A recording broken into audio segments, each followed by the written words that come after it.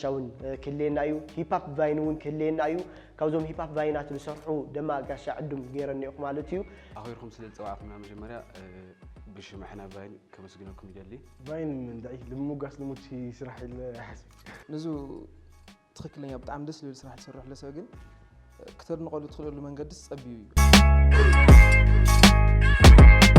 እዩ ያው ቫይን ማሕበረሰብ ተቀባልነቱ በጣም ደባሪ ቫይን ተቀባልነት የውሊ ደስ ባሃሊ ግን በጣም ሓሪፍ እዩ ምናምን ከይኾነስ ግን ካውዚ ንታሕቲ እትፀበየ ነይራ احنا لا ننسى سوي انت بزح قالوا لي بهاولنا كنا نصين خلي معناتهم لو على خدس اللي كان دحر يتصرح خالي يسرح تسرح تغلا